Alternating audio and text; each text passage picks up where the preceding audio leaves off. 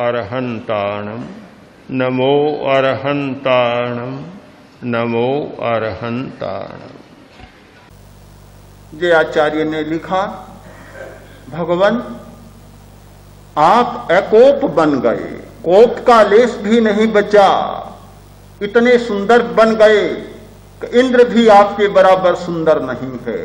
इंद्र की सुंदरता एक चमड़ी की सुंदरता हो सकती है, इंद्र की सुंदरता रंग की सुंदरता हो सकती है, किंतु दूसरे व्यक्ति के मन को प्रभावित करने वाली, उसे शांति देने वाली सुंदरता इंद्र के पास नहीं है, वह आपके शरीर में है।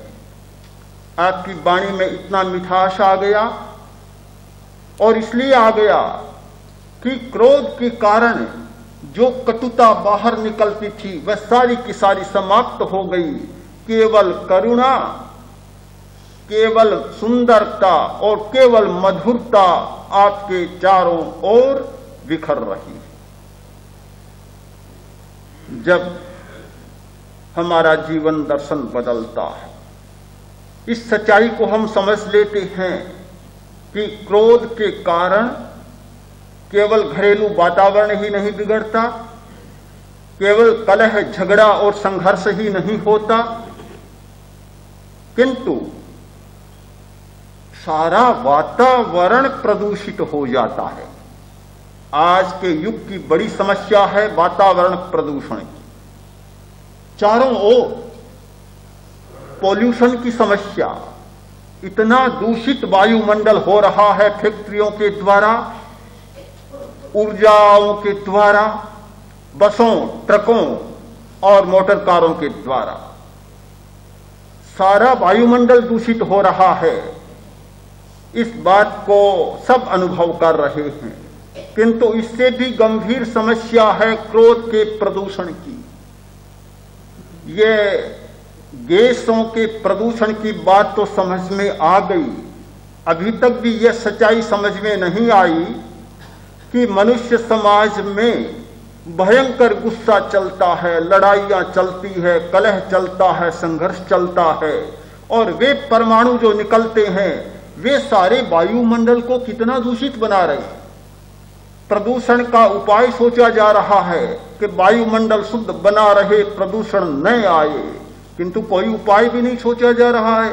कितना प्रदूषित हो रहा है और उसकी शुद्धि का कोई उपाय नहीं सोचा जा रहा। बहुत आश्चर्य की बात, जब हमारा जीवन दर्शन बदलता है तब ये सच्चाई समझ में आती है। इस सच्चाई को हम पकड़ सकते हैं कि क्रोध, उत्तेजना, आवेग और आवेश के द्वारा सारे संसार का, न केवल परिवार का, न केवल आसपास के समाज का, किंतु पूरी मानव जाति का और पूरे संसार का वायुमंडल कितना दूषित होता है, और कितने जहरीले विषाक्त परमाणु सारे वायुमंडल में भर जाते हैं। जीवन की दृष्टि बदलती है तो हमारा हर्ष, हमारी प्रसन्नता अखंडित बन जाती। आज तो स्थिति यह है कि प्रसन्नता और हर्ष जब चाहो तब खंडित। एक क्षण में प्रसन्नता तो दूसरे क्षण में विषन्नता, एक क्षण में हर्ष तो दूसरे क्षण में शोक। जब चाहो तब बदल दो, और चाहे अनचाहे भी बदल जाती है बात सारी। थोड़ी सी गाली देखो प्रसन्नता का क्या होता है। एक आदमी बड़ा खुश नजर आ रहा है, बड़ा प्रफुल्ल है, हर्षित है। यदि तुम चाहो कि उसे दुखी बनाना है, बहुत कुछ करने की जरूरत नहीं, बस कान के पास जाओ, दो चार गालियां बक दो, और दूसरे क्षण में देखो प्रसन्नता काफू, हर्ष कहां चला गया पता ही नहीं चलेगा। बिल्कुल उद्विग्न हो जाएगा, क्षुब्ध हो जाएगा, उत्तेजित हो जाएगा। दुखी बनाना हर आदमी के हाथ में है। जब चाहो तब किसी को दुखी बना दो, और जब चाहो तब किसी व्यक्ति को उछाल दो, नचा दो, बंदर की भांति जो चाहो सो करवा दो। हमारी प्रसन्नता अखंड नहीं, हमारा हर्ष और सुख अखंड नहीं है। जीवन का दर्शन जब बदलता है वह अखंड हो जाती है। भगवान महावीर की स्तुति में बतलाया गया, प्रभु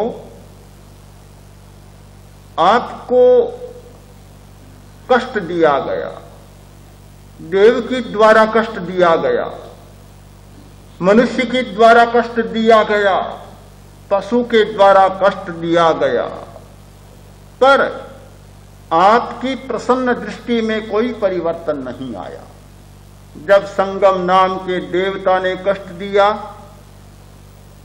भयंकर कष्ट, मरणांतकारी कष्ट, एक और कष्ट के पहाड़ टूट रहे हैं और दूसरी ओर महावीर का चिंतन चल रहा है कि देखो कितना आश्चर्य, मुझे निमित्त बनाकर हजारों लोग अपने कष्टों को मिटा रहे हैं या मिटाएंगे, और ये मुझे निमित्त बनाकर अपने कष्टों का भार बढ़ा रहा।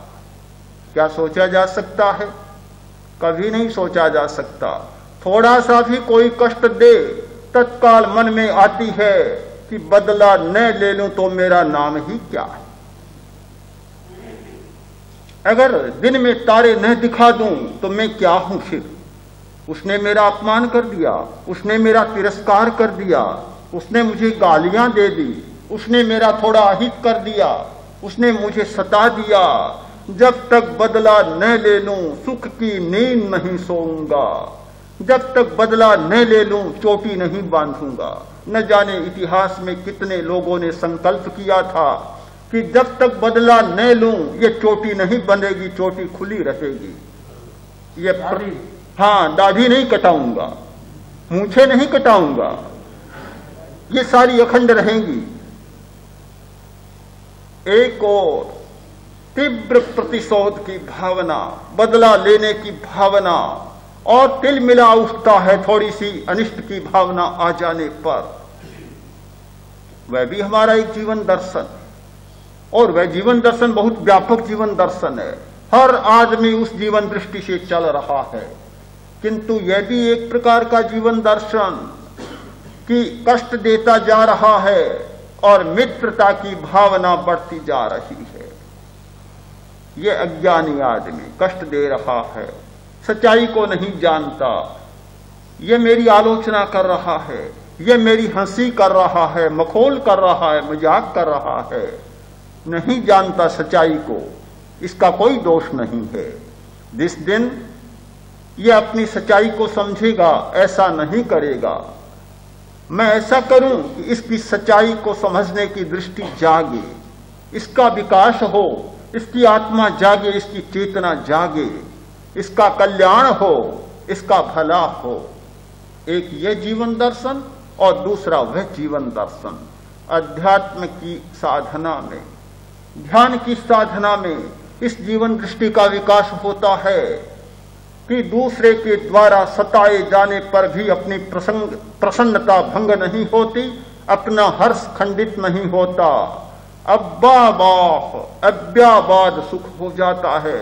उस सुख में बाधा पहुंचाने की ताकत दुनिया की किसी शक्ति में नहीं होती, किसी सत्ता में नहीं होती जो उसके सुख को खंडित कर सके और उसमें बाधा डाल सके।